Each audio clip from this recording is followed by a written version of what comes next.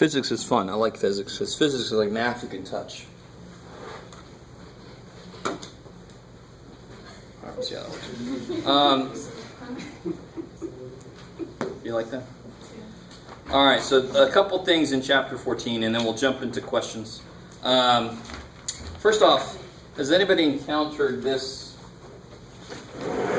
notation? I like this notation because it's what students feel like they're in sometimes. Yeah. Or the goof function. Goof. So, what the hell? So for some reason, somewhere in time, remember when we stick a function inside of another function, that's called a composition of functions. Again, words, terminology is not nearly as important as knowing how to do things in math. But this is called a composition, and this is the official symbol of composition. But when you see this, I always see this O as being the first word of. So it's F of G. What's a better way to write that? F parentheses G parentheses X. Yeah, so these mean the same thing. Right? So just in case you see the symbol of what? They mean the exact same. So this would be G of F of X. Cool. And totally these are not necessarily the same at all, right? You guys doing all right so far? We haven't done much. All right. So this is one thing I want to make sure you guys knew about. Another thing is I want to focus on this idea of translations, because I'm going to have some problems on the test related to this. And I don't mean, so what do I mean by translations? I've said that word before. Does anybody remember what that is? I don't mean like translating from English to math. So if I had a function, how do you graph this? Well, there's three what I call anchor points. Right? What's the absolute value of negative 1? 1. What's the absolute value of 0? 0. That's crazy. What's the absolute value of 1? Too many people saying negative. Absolute value's got to come out positive. That's the whole idea of it, right? And I mean, we all know it looks like a V.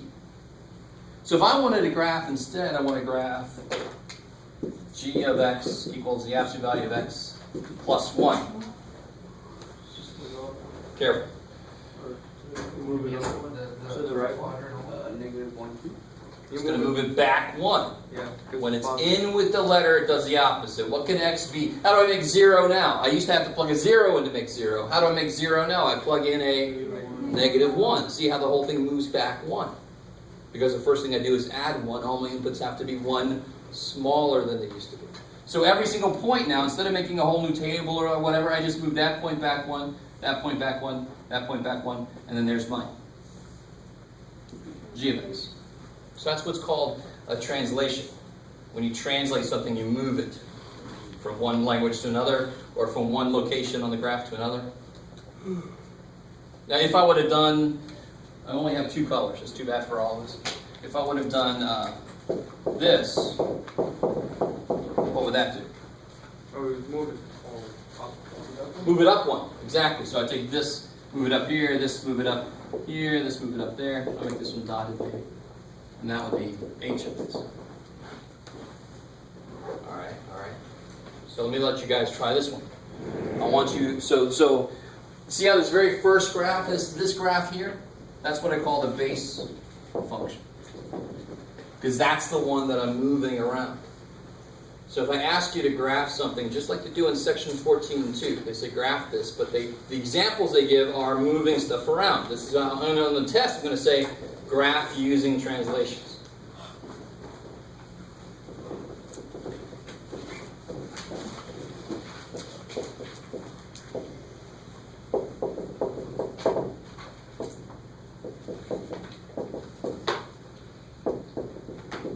Using translations.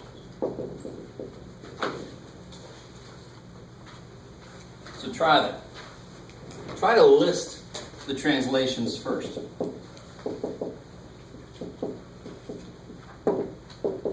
I'll tell you there's 2 of them.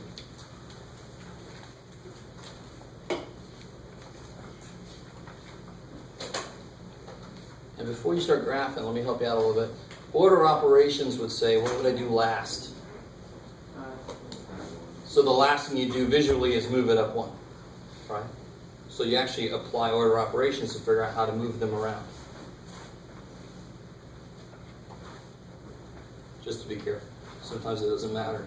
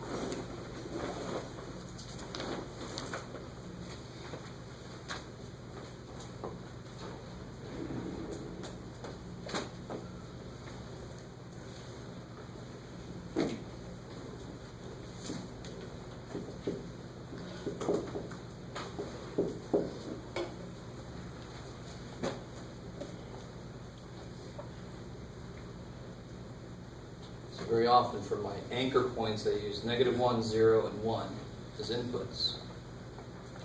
So let me see. What are the 2 translations? What's the first one I would do? So how does that translate? What's that mean visually? I would take it and move it. Move it to the right. Beautiful. Because it's -2 up there, so all my inputs have to be 2 bigger than they used to be to overcome that. So it'll be right 2, and then I gave this one away, up 1. What is the base function? If you took all the translations out, you're left with what function? Take the -2 out, take the +1 out, you're left with 2 to the x, right? So 2 to the x, if you want to graph that, what's 2 to the 0? That's crazy. So 2 to the 0 is 1. What's 2 to the first? 2. And what's 2 to the -1? 2 to the -1 is 1 over 2. You flip it. Cool. So it's right there. So here's my base function. I normally do that dotted. There's what my base function looks like, right? It's got this asymptote here. So every point, those 3 points I just graphed, those are my anchor points. So now I'm going to move my ship over a little bit. I'm going to lift my anchor and move it like this, right? So this anchor is going to move right 2, up 1, bam. This is going to move right 2, bam, bam, up 1. This one's going to move right 2, bam, bam, up 1. Where's my asymptote at now? Where is my asymptote to begin with on the base function? Where is it? 0. What about 0? Never goes below 0. Good. So what's the equation of the asymptote? What's another way? Where's the asymptote? Is it the x-axis? Where's the asymptote? Is it the x-axis? Yes. Okay. So the asymptote is the x-axis right now, right? And that's y equals 0. Because you haven't gone up or down. Y equals 0. That's flat ground. Y equals 0. Now where's it going to end up? Y equals 1. Y equals 1, because everything, right 2 doesn't do shit. Infinitely long pole, move it over 2, it's still freaking infinitely long. What do you want from me? But if I move it up or down, that actually does something. So my asymptote's going to end up here, which kind of makes sense, because see how these are all leading up that way? So now it's got the same shape, just moved over and up. Okay. So if you're doing 14.2 homework, you should be doing this. And how do you check your work? What point is this?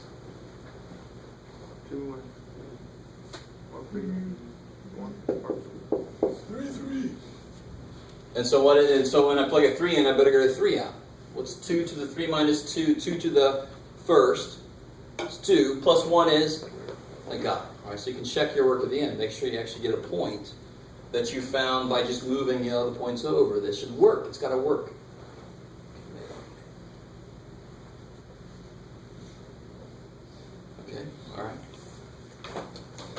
So that's section 14.2. And they give an example on page 894. It's almost the same thing I did, except that I also moved it up one. Okay. So let me do this. I'm going to do the questions I have up here, and then I'll open it up to anybody else who's got questions. I'm going to do the chapter 14 questions first. In fact, I'll start in 14.2. So I've got a question, 14.2, number 45.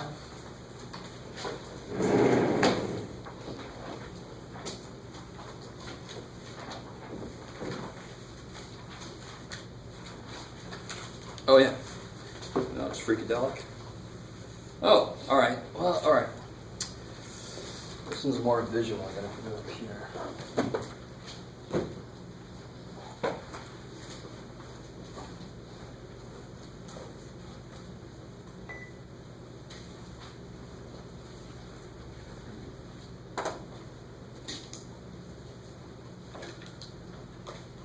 Just to make sure everybody's aware of this, what's happening this Thursday?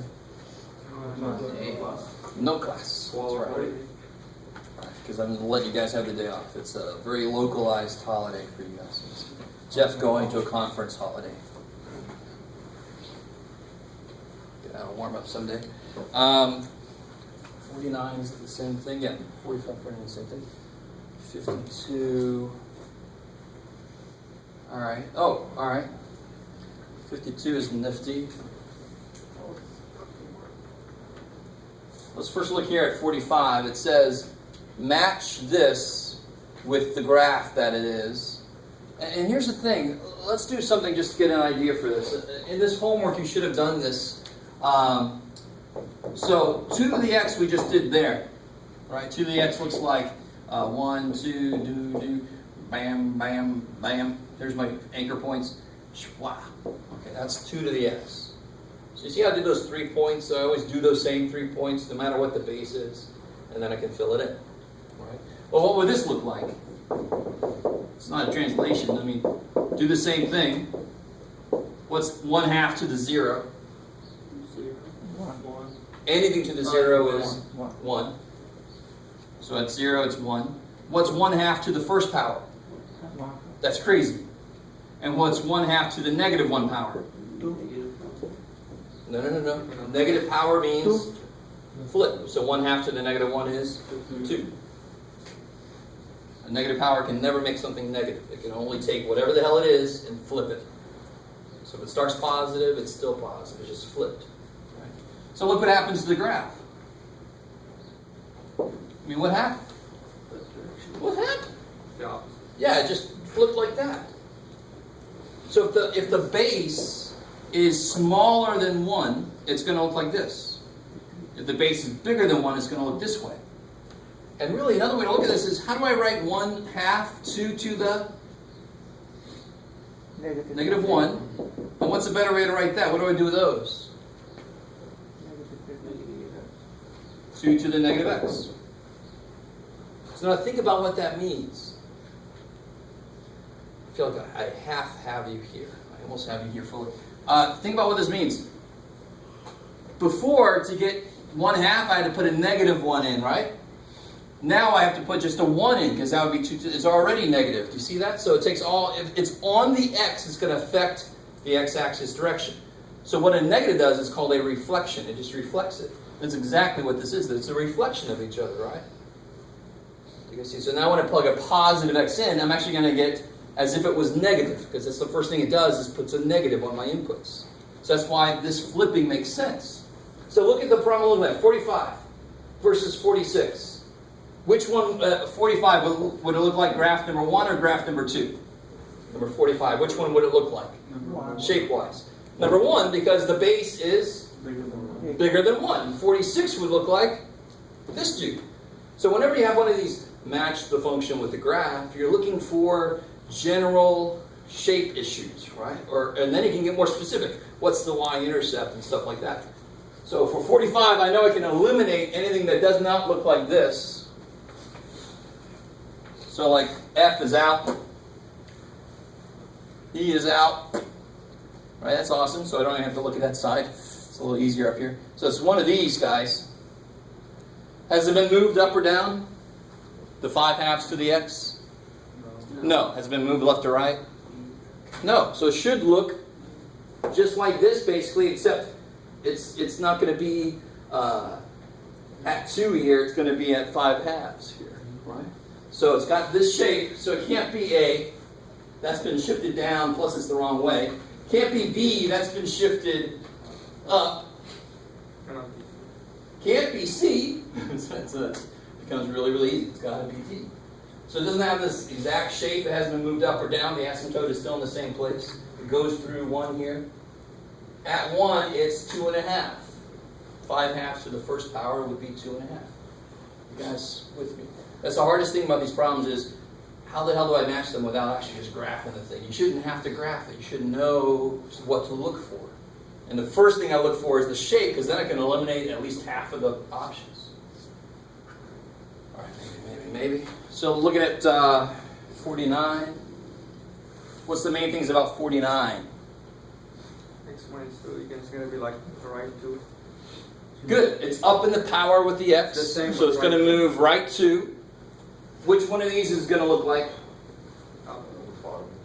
Why the bottom one? Because the first power. The base is smaller than 1. I love it. Kick ass. Okay. So it's going to look like number 2, and it's going to be shifted up 2, right 2. Not up, but right 2. So let's see. So neither one of these work, right? Well, this one might work. But it goes through 1. Right? It's supposed to be shifted up 2. That's not going to work. So where should it go through 1 now? Normally it would go through 1 at 0. Now it should go through 1 at 2. Because see, the kind of things I'm thinking to myself. I'm working this problem out right now. I didn't do this problem before. So I want you to see the way I'm approaching this. So I know it's neither one of these. So let's see. And remember, it looks like number 2. So it can't be B. It can't be D. It's one of these two. This one's been shifted down, so it's got to be C. And let's see if that makes sense. Where does it go through 1? Now it goes through 1 and 2. Kick ass. Right? It moved up 2. So now it should go through 1. It usually goes through 1 at 0. Now it goes through 1 at 2. So this one makes sense. It normally goes through 1 at 0. Now it goes to 1 at 2. It's been shifted up 2. Right. And right 2, sorry. Up on the x-axis. Thank you. All right. How's that? Those are always kind of weird. 50 will go up 1. 50 would go up 1, exactly, because it's not with the x, right? If it's with the x, it's going to be left or right. If it's not with the x, it's up or down. Kick ass. Okay, all right. All right, how you guys feel about it? Because you're keeping your feelings bottled in. Here's 52. 52 is that kind of problem where they give you the function, thank God. You don't have to create it yourself. So this is really just a plug and chug, dude. So the bacteria E. coli found in the human bladder. I'm so happy that I know that. Suppose that 3,000 of the bacteria are present at time t equals 0, and they all just go crazy. Can be approximated by so many minutes later. If I plug that number in, I'll figure out how many there are. If I make t 0, what should this be? What did they tell me? At time 0, how many are there? 3,000. 3,000. And sure enough, to make t 0, what's 2 to the 0? 1 times 3,000 is 3,000. Now the worst thing in the world I see is when people make this 6,000. What rule did they violate? PEMDAS. Kick ass. You can't multiply before you raise. Right? It's funny. Sorry. It's the reverse of what happens with kids. But so here it just tells you how many bacteria will be present after 10 minutes. So what do you do? Plug a 10 in. Right. It's going to be 2 to the 1/2 then, right? So you just plug that in the calculator. Square root of 2 that's what that is. Is that cool? That's all it is, just plug and chug. Just make sure when you plug this in your calculator, I would simplify this first. If you don't, you have to put 2 to the parentheses. You kind of with me here? Let me try on this computer. So if you put in the calculator, well, you're missing it, it's too bad. If you put in the calculator 2 to the, that's an agent. 2 to the, that's still an agent. All right. 2 to the, what was it, 10 divided by 20. What's wrong? What's bad about that? He's going to take 2 to the 10th. Holy shit. Basically, the earth is covered in freaking equal. I don't want to do 2 to the 10th. That's horrible. So you have to do this in the calculator. So the calculator understands this whole thing is in the power. Calculator has no eyeballs. So parentheses substitute for their eyeballs. Right? It's like Braille for a calculator. Parentheses. Okay. Is that cool? Whoever asked that question? And then part B, you've got all kinds of points from part A. You just got to plot them on a graph. Yeah. I think the problem with that wasn't finding the numbers, it was graphing because it goes up to like 3 billion or like 2.16 billion, so the scale might be kind of like weird. Yeah. So what do you guys get? Let's see. What do you guys get for 10 minutes? So at 0 minutes, it's 3,000. So meow, what's it at 10 minutes? It's what? 4,243. 4,243? Yeah. Roughly. At 20, it's going to be 6,000. Do you guys see that? So we would call this the doubling time would be 20, because that's when it's 3,000 times 2 to the first. So every 20 minutes, there's going to be double what there was 20 minutes ago. It's crazy. So that's going to be 6,000. That's what you just said. 30. 8,000. 8,000. 486. All right. And 40. 12. Yeah, 12,000, because that's, again, every 20 minutes it's going to double. And look at this, 10 to 30, what did it do? It doubled. Down. It's awesome. So you don't even, once you realize that, you don't even have to plug it in the calculator. So at 60 minutes, it's going to be how much? Twice 26. this guy. 16. I like it. So it shouldn't come out in the billions. so I don't know, maybe I think you did this thing. probably. Yeah, because 2 to the 10th gets damn big, and then you multiply that by 3,000. And you're like, you're E. coli, I don't want to go in there. And then you just, now what kind of scale do you want to use? Well, at 0, it's got to be 3,000. And I want to go up to like 12,000. 6,000. Yeah, so maybe 3,000, 6,000, 9,000, 12,000. Maybe by 3,000, right? So once you've got a complete table, you figure out which scale is going to be that's going to make sense. Scale, some of you guys realize scale is kind of big to me. You get your homework back, and I'm not really angry. I'm just trying to make a point. I think sometimes it seems, I'm like, scale, rah. But you gotta, I want to get you ready for pre-calc, even if you don't have to take it. It's still part of my job, is to get you ready for it. And graphing hell is what 176 is, or whatever kind of pre-calc you're going to take. So you've got to get used to getting all the stuff down on the graph now, so that your next teacher is not concerned about who taught you before. All right. Let's see. Is that cool? I was going to say something else and I forgot. All right. So that's all I have from 14.2. Any other questions from 14.2? 14.1. All right. Let me move to. Oh yeah. 51, I didn't know how to plug in the numbers into the equation. Oh, good. That's what I was going to do. All right. I'm going to show you how to put it in the calculator, you mean? No, I didn't know how to put 2006 into the equation. Like if I put the 6. What's T defined to be? How do they define T? Years after 2003. So if I wanted to know in 2003 what was happening, what's the value of T? 0, because it's 0 years. So if it's 2006, T will be 3. Cool. So be real careful. I love it when I get students are like, holy crap, it's more than the number of people on the earth. You don't put 2006 in there, right? So you always got to be careful about how to define the variable. And very often for years as input, we define it as years after whatever. That makes the formula look a lot better. My inputs are smaller. Cool. Anything else from section 14.2? No, okay. I know I say this every day now, but you guys look beat up. And you should. It's our class. 14.1, I got a few questions, and then I'll take Kyle, because I might hit yours. You never know. I got number 10.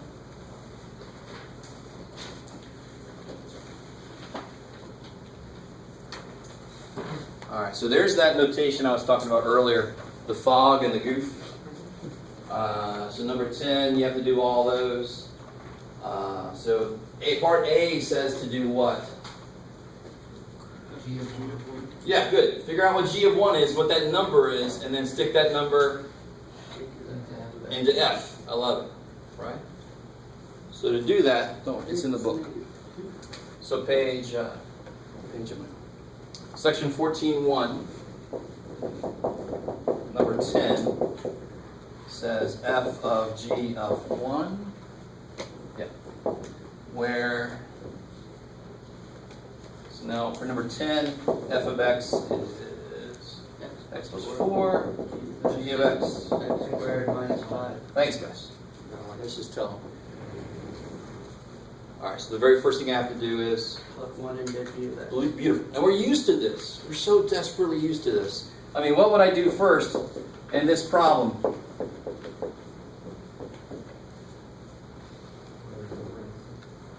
What's the very first thing you would do? Be very specific. What's the very first thing you would do? 4 minus 7. Cool. It's the innermost. So you always work on the innermost out, right? So that doesn't really change. There's sometimes there's other ways to do it. You can be creative. But basically, you work from the inside out. So I got to know what the hell G of 1 is first. So this is f of... There's a few different ways to do this. Whichever way you like better. One way is to do it in parts. So do G of 1 first. So what's G of 1? Yeah, 1 squared minus 5. That's a negative 4. I like it. That's G of 1. So the question is, what's f of g of 1? Well, that's f of negative 4. You guys with me? Don't make more of this than it is. There really isn't that much. It's a couple of substitutions. Yeah, f of x is x plus 4. So f of negative 4 would be negative 4 plus 4, 0. Yes. I like it. And the same thing with part B, except on part B you would do... Yeah, you do f of 1 first, right? And then C and D, you're not putting a number in. So like part C is what we did, but we don't put a number in. So what's f of g of x? In this case, I just go ahead and attack it directly. I know what g of x is. It's x squared minus 5.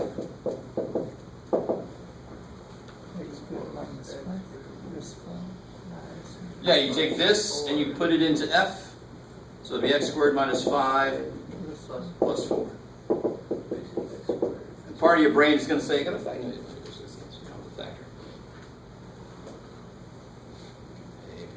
So don't make more of function notation. All it is substitution. Whatever is in the function is what you put into the function. You got to love that. Yeah? You didn't want us to factor that? No. In fact, factoring is the opposite of simplification. So if I said simplify 7 times 8, what's that? So if I said simplify 56, you go, there's not shit I can do that. It's as simplified as it can be. So simplify means do the operations. Factor is undo the operations. So in a really asshole-ish way, I could take points off because you actually haven't simplified. You don't have to factor. Yeah.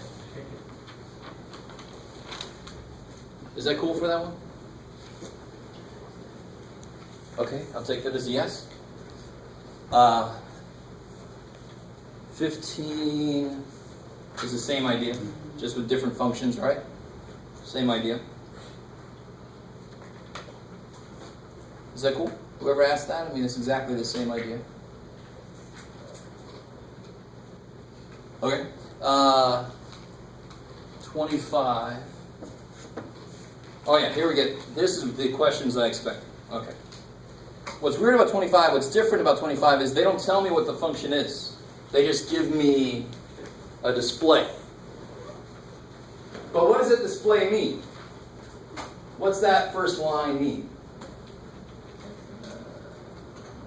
If x is -3, y1 is -4. Yeah, so I have two functions, y1 and y2. They don't tell me what the hell they are. But if I put a -3 into y1, I get a -4 out. If I put a -3 into y2, I get a 1 out. So, this is interesting. Good, you're good. And we're going to focus a little bit. The reason I brought the calculators is later we're going to do some stuff from the calculator, including I'll show you how to create this kind of table yourself. Given two functions, you can make this kind of table in the calculator, or have the calculator make it. So for like number 21, you just write this the right way. What's y2 of -3? What do you get for y2 when x is -3? 1. So you replace this with what it is. Now, do you see where we are now? So y1 of 1, 8. Bam! So what's funny about this is they didn't give me the function, but you're like, oh, thank God, they did all the freaking work already. I don't have to plug stuff in like I did over here. I had to plug a freaking 1 in to get that. No, they told me what the answer is for everything. It's just a different format than what I'm used to, but it's a nice, give me all the answers, please. That's nice. So you know what this is, bam, and then you know what this is, bam, they already did the work. Very nice people. Is that cool? Now if let's say I was doing this one and y1 and -1 came out to be 18. And I say, well, okay, what's y2 of 18? It's okay, say what you say. Can you get it? I couldn't get it either. So I'd say undefined. It's not defined. There's nothing there that defines what that is. So I don't know if that happens anywhere here. But if it did, you just have to say undefined. Did they define what y2 is at 18? No. Yes? So anytime you get something that doesn't show up in the chart, it just is undefined? Yes. Cool. And I don't know if that happens. Like if they said, let's see if they do this. Doesn't look like that happens. Oh yeah, here. No, here. 25. Yeah, that's why that was a question. That's why that's a question. 25. Y2 of y1 of 1. Well, what's y1 of 1? 8. Yeah, y1 of 1 is 8. It's 8. So what's y2 of 8? I don't freaking know. If you're like that, I don't freaking know. That's fine too. Undefined. It's another way of saying undefined. Nobody told me. They don't tell me. So this is another idea of undefined. I don't have a function, but when they tell me about it, they don't define beyond 3 and -3. So if you ask me questions about it, I don't know. I do not recall. All right, cool. Good question. 40. Let's see if we can get there. 40, almost there. Oh yeah, good. All right, this whole section I expect questions on. This is good, because I forgot this is another thing I was going to talk about. So normally they give you F and G and H, and they tell you what's F of H, and you make it, right? And I want you to realize when you do that kind of thing, so if I gave you F is 1 over x minus 1, and G is the square root of x, what's F of G of x? What is that? Yeah, plug G into F and you get this. That is its own function. I could call it H of X if I wanted to. H of X is the composition of G into F, which is that. It's a whole new function. Sorry. So what these problems are saying is they give me the end result. Can you break them back up into F and G? So, for example, 31 is easy. Let's start there. It's an easy example, but when you first see these, you're like, I don't know what the hell. Can somebody tell me, and this is kind of neat, because this is going to come back if you're going to calculus. I keep saying this. You're going to hear, especially if you take me, anybody really, there's an inside function, there's an outside function. What's your gut tell you the inside function is on this problem? What's the inside function? X. No. Tell me, is it 5x plus 2? Is it the fourth power? Is it square root of 7? What's the inside function? What's inside here? What's inside? 3x minus 5. There, your gut's right then. So that must be the function that they put into what function? What's the outside function? To the fourth power. So the inside function they're calling g, right? Do you see how g is the inside function? G is inside f. So g is the inside function. And what did I plug that into? I plugged it into a fourth power. I plugged it in there. Do you guys see that? So if you realize the composition, one way you can look at it is there's an inside function, that's going to be the g. There's an outside function, that's going to be the f. So I put g into f. That's why g is the inside function. Put it in. So specifically, somebody's asking me about number 40. Number 40 is kind of nifty. What shape is number 40 in? All right, that's a weird-ass question. 40 looks like this. So I'd say the shape of 40 is 1 over something minus that thing. 1 over x Ah, okay. Number square. So the outside function is sort of like the form of the thing. So the form of this is something to the fourth power. That's the outside function. That's the main thing it's doing. And the inside is just what it happened to be raising the fourth power up. So this one, the outside function is the form of it, 1 over something minus that same thing. Yeah, 1 over x minus x. Now what did I plug into it? Square root of 2x. Now that's not the only possible answer. Let me give you one other answer for that. So there's multiple answers for these. So before you see it, you're like, what the hell else could it be? Shit. But it could be, this is answer number 1. Or it could be f of x is 1 over square root of x minus square root of x. And then g of x is 2x. If I put that in there, don't I end up there? Yes. See how there's multiple ways to do it. Normally there's a base answer, like this is the one that makes the most sense. And then there's other ones that are like, oh yeah, that works too. And I can keep going. I won't. And you see a real clue in that one is there's something that's repeated. That's almost always going to be g. That's going to be the inside dude. And then if you replace all that with x, that's the outside dude. That's what I plugged it into. So that kind of problem just takes a little getting used to.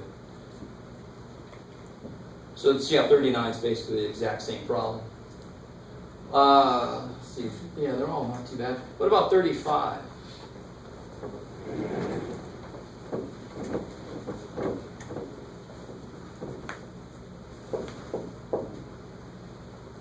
I'll give you the answer that works that I will not accept. You ready?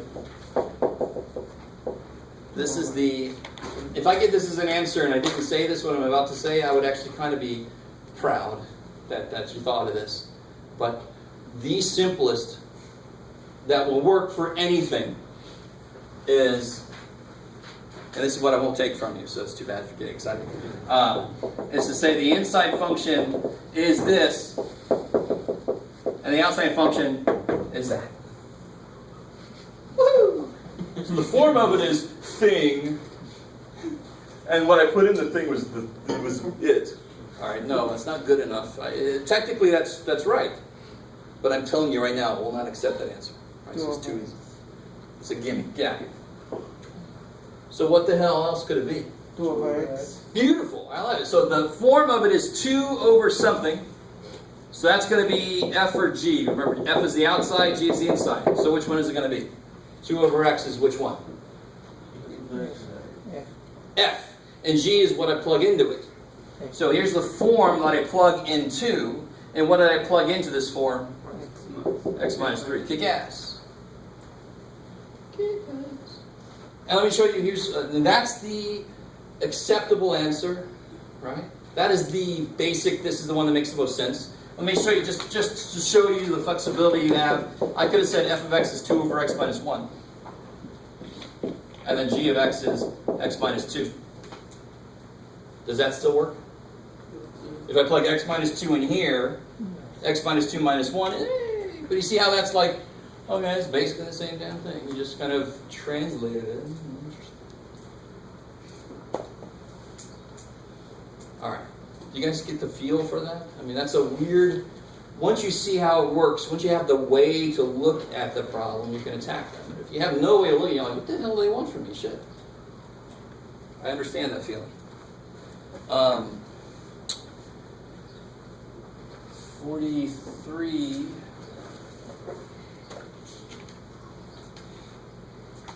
Okay, cool. To be 1-to-1. And if you are 1-to-1, what does that mean I can find? Good. If a function is 1-to-1, that means I can find its inverse. So it's a very important thing to know if it's 1-to-1 or not. So x squared plus 1. How do I determine if a function is 1-to-1? Horizontal line test, right? The HLT. So if I did graph it, that's kind of a gimme. Any parabolic, any quadratic, is it going to pass or fail the HLT? It's going to fail horribly, right? Any horizontal line, I can find a horizontal line that goes through more than one point of the function. So it's a function because it passes the vertical line test, right? The VLT. But it doesn't pass the HLT. Right? So that 43 is a no. It's not 1-to-1 because if I graphed it, it would go through more than one. It's a horizontal line. I like it.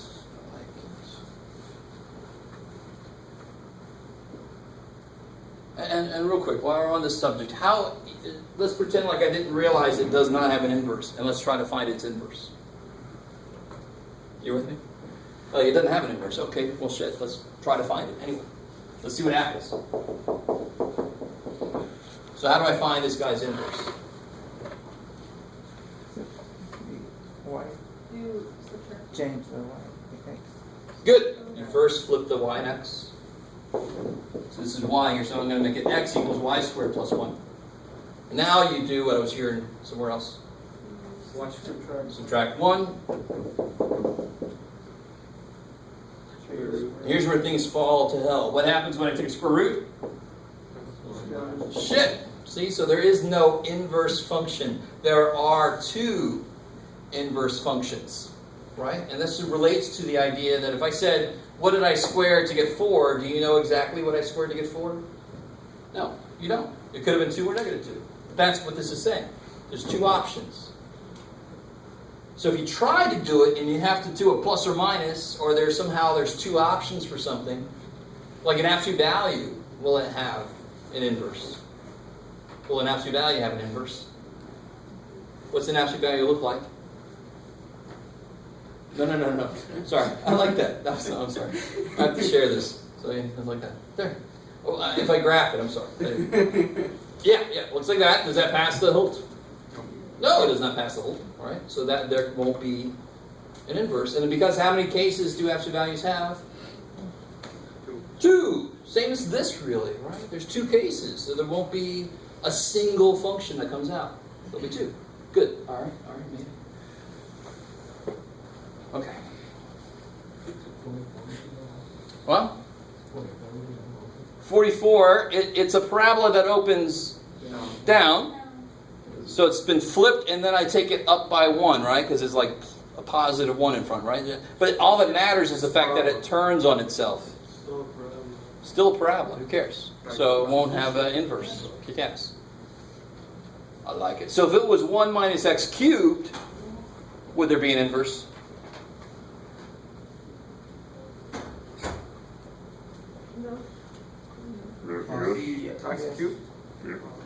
Yes, because what's a cube look like? If it doesn't have any other pieces to it, x cubed become a cube. Looks like that. So it gets out of its own way. It doesn't turn. It says, no, I'm not. So it passes the HLT. And so if I did 1 minus x cubed, all that would do is it would flip it and move it up by 1. So it's still going to pass the HLT, right? The HLT, sorry. So on these problems, you should think, what would it look like if I graphed them? And then starting at 45, it's nice because they actually did graph them. Right? So 46, no. Yeah, it's got the little, oh shit, right in there, it goes to hell. So that would be a cubic that has other pieces to it. And in 176, you'll study this a lot more. You'll study, I've already told you a little bit about how many turning points it has is related to its power. So it can have at most 2 turning points if it's a third power. This one has no turning points. Nah. That one has 2 turning points. Okay. So when you add all this extra shit in the middle, that's when it gets all bumpy in the middle. Right? That's when it gets these bumps. Looks like the Loch Ness Monster with an infinite neck. I don't know. Scary. Alright. Infinite Loch Ness. I like that. Let's see. 46 we just talked about. That's awesome. I talked about it. It was a question I didn't know. 80. Oh. Alright. 80 is a good question because there. I didn't just say it. If I write this up here, everybody can see it. What's wrong with 80?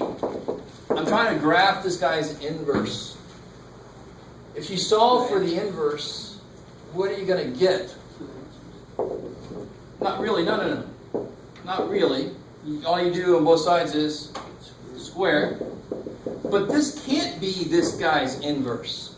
You see who remembers what we had to do? There was something I could do that you need to say. There's no way this guy could be this guy's inverse. There's no way. Why? Because this guy doesn't pass a horizontal line test. It couldn't even have its own inverse. So how could these be inverses of each other? They can't be. So this guy looks like this. Oh, to put a domain. Good. Who's talking to me, right? Okay. So what sucks is, and of course this is all the positive roots, right?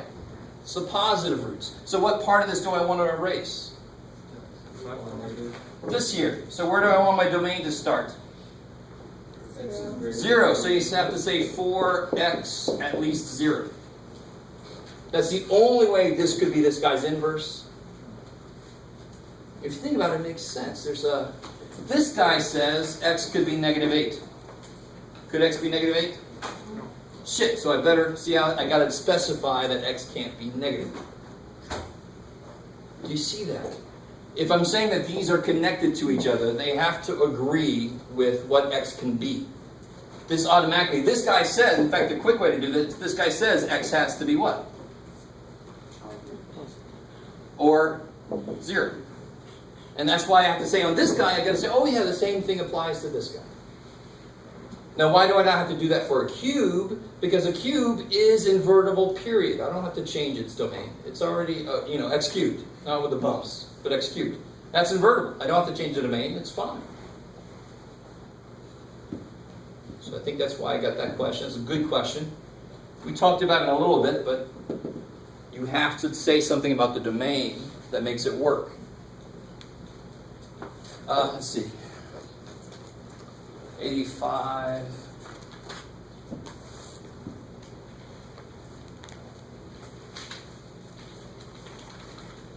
Oh, okay. So remind me, we talked about this last time. What should happen if f has an inverse? F is 1 to 1, so f inverse exists. Be a little more specific. Is that cool? F is 1 to 1. F inverse exists. So what is f of f inverse of x? What do f and f inverse do? X. Yeah, in general, what do f and f inverse do to each other? They kill each other. That's awesome. So you just do this. And who's left alive? X. There you go. Whatever this function did to x, and maybe it made it x cubed plus 5, and this function is going to undo all that shit and make it come back to x. Does that make sense? It's exactly, what's the cube root of x cubed? What do you do? Cross through, just like I did there. So this is a more general version of this. This could be a fifth root. I don't know. This could be almost anything. This could be 1 over x. I don't know. But it's a function that has an inverse. Whatever they are, they're going to kill each other. That's what inverses do with each other. They kill each other. Sad, I know. That's all I know. So how do I show that here then? What do I do with number 85? I take F inverse and plug it in to, yes, that's it. Now the functions are gross, right? You guys do this because the functions are gross. So you got to show that this is true. You got to show that's true. So if I have f of x is 1 minus x over x, and I think f inverse is 1 over x plus 1, you have to plug. It doesn't matter which way you do it, actually, to tell you honestly. If it works one way, it's going to work the other. So you can plug f inverse into f or f into f inverse. I don't care. I just happen to write it this way first, so we'll do that way. Take a minute and do that. It's awesome. Fractions inside of fractions are always awesome.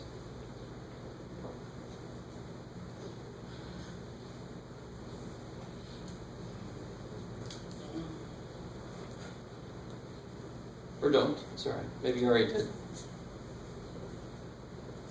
If you didn't and you don't feel like doing it, you just say, I already did it. I did it all. I gave it the office.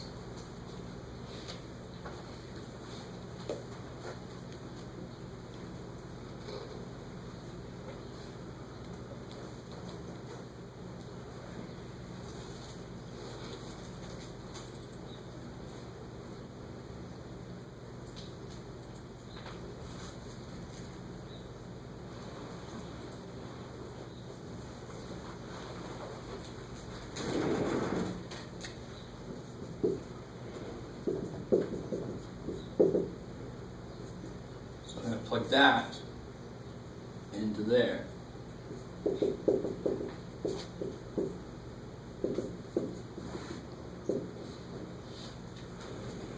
So it's got the same form, right? This idea of form is actually kind of important. 1 minus something divided by the same thing. 1 minus something divided by the same thing. It's got the same form. How do I handle that?